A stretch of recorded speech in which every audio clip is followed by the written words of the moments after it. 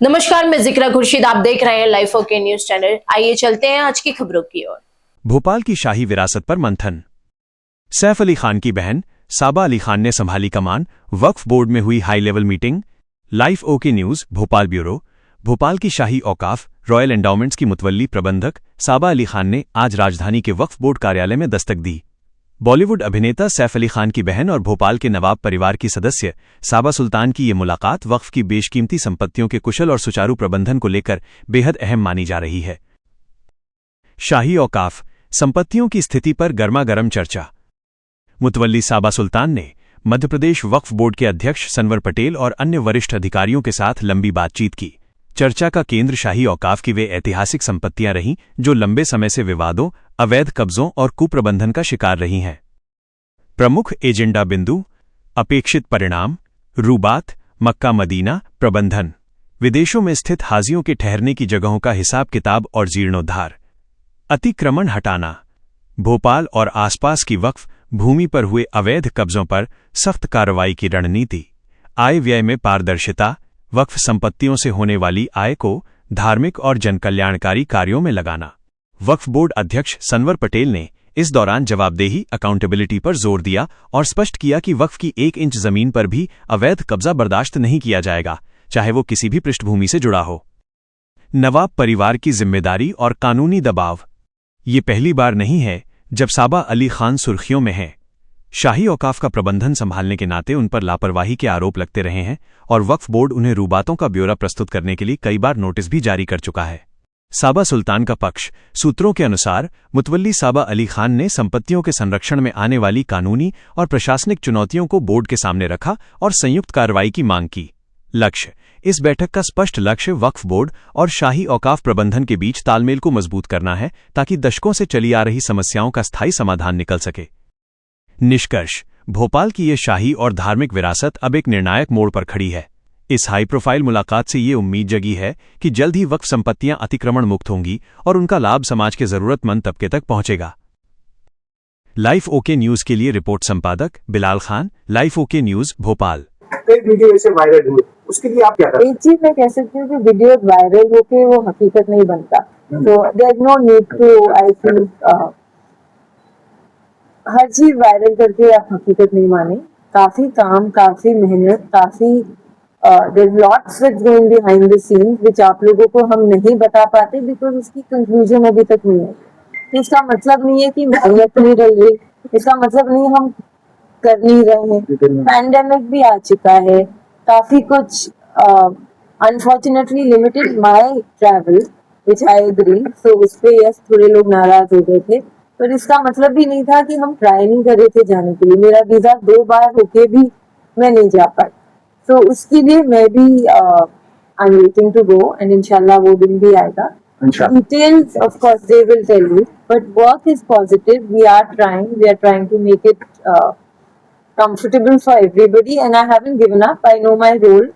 नाराजगी कभी होगी लोगों में, हम सबको इकट्ठा भी शायद नहीं कर पा रहे, पर मेहनत है, पॉजिटिविटी है और आप उम्मीद और दुआ से और कामयाब होंगे। तो आप हमें दुआ दें और दुआ से ही चीजें होती हैं। So if we think positively, we will see a result. वो क्या रहा है उसमें, अभी किस स्टेज पे है? Details आप हम बताएंगे। उन्होंने आपको आया हुआ था। नहीं ऐसा अननेसेसरी, ऐसा इसको देखिए, वो आए हैं, उनका बहुत स्वागत है, उनका बहुत इस्तकबाल है, उनका हम अभिनंदन करते हैं। यहाँ इस प्रकार की प्रेस कॉन्फ्रेंस लेने नहीं है, आपको हमने बोला आपका भी स्वागत है सब लोगों का। लेकिन सुनिए, आप मुझसे बात कीजिए, 24 घंटे बैठता हूँ। सुनिए, देखिए, रुबातों की जहां तक बात है, बहुत ही सही सवाल है कि रुबातें मध्य प्रदेश में, भोपाल में खासतौर पर, पूरे देश में 4 रुबातें, वो चाहे बोहरा रुबात हो, हैदराबाद रुबात हो, चाहे टोक रुबात हो या हमारी भोपाल रुबात हो, 4 रुबातें जो आज भी वहां प्रचलन में हैं। इन 4 रुबातों में से भोपाल रुबात में, मक्का मुनव्वरा में तो हम रुक पा रहे हैं, लेकिन मदीने में पिछले 4-5 सालों से नहीं रुक पा रहे हैं। अब जब मदीने में नहीं रुक पाए तो उसके कारण लीगल है, लिटिगेशन। वहां 20 लोगों ने, तो मैंने सबा सुल्तान साहब को नोटिस दिया था, हमने भी आपका प्रश्न हमने उठाया और हमने नोटिस देकर आपसे प्रश्न किया कि क्या कमियां रह गई, क्यों भोपाल रियासत के लिए वर्तमान भोपाल सीहोर रायसेन के लोग नहीं रुक पा रहे। तो हमको सारे डॉक्यूमेंट्स के साथ उन्होंने जो जवाब दिया उसमें वहां की कोर्ट का डिसीजन ये है कि 20 लोग, अलग अलग लोग, उनके नाम का भी हम खुलासा करेंगे। कब करेंगे? जब जो आपने बताया सभा सुल्तान साहब ने कि हम आगे बढ़े और एक पॉजिटिव अप्रोच है, पॉजिटिव प्रयास है, रिजल्ट की ओर है। रिजल्ट आते ही प्रेस कॉन्फ्रेंस विधिवत उस मुद्दे पर होगी, सभी लोगों के नाम के साथ होगी। और 20 लोग जाकर कोर्ट को कंफ्यूज करते कि ये नहीं, मैं नहीं, ये है। तो कोर्ट ने कंफ्यूज होकर और उन संपत्तियों को मदीना की हयतुल औकाफ के अंडर में दे दिया। जब हयतुल औकाफ के अंडर में दिया तो हमारे हाथी रुकना बंद हो गए। लेकिन बेहतर प्रयास की ओर के साथ हम आगे बढ़ रहे हैं। सभा सुल्तान साहब के साथ सिकंदर मियाँ, आजम मियाँ, शादाब भाई वक्फ बोर्ड से लगातार संपर्क में, कोऑर्डिनेशन में। हम लोग वहां बेहतर वकील किए। हम लोगों ने, मध्य प्रदेश सरकार ने, डॉक्टर मोहन यादव जी ने पत्र लिखकर इसमें हमारे पत्र के साथ उम्दा प्रयास किए और भारत सरकार भी इसमें हमारे साथ खड़ी हुई है। हम जल्द ही इस निर्णय की ओर बढ़ेंगे और ये भी उसका साइन नहीं, अगर प्रयास नहीं होते तो आज हमारे बीच में सभा सुल्तान साहब होते। तो ये सही नहीं कि हम लोग बेहतर प्रयास की ओर आगे बढ़ रहे हैं। शाही औकाफ बहुत अच्छी कोशिश कर रही है और वक्त की जो आय उन्होंने बढ़वाई है, खास तौर पर अभी वो एक बड़ी आय है। आज तक के इतिहास में जो आय शाही औकाफ की 50 लाख रुपए तक की थी, वो आय इस वर्ष 1,83,00,000 तक पहुंची है।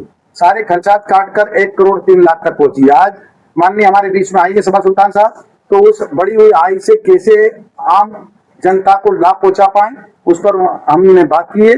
और किस प्रकार से, नहीं बहुत ज्यादा सवाल नहीं होगी, इनफ है। जब अपने स्टाफ से, अपने शाही औकाफ से मिलने का तय किया तो साथ ही उन्होंने ये भी तय किया कि वक्फ बोर्ड भी चला जाए।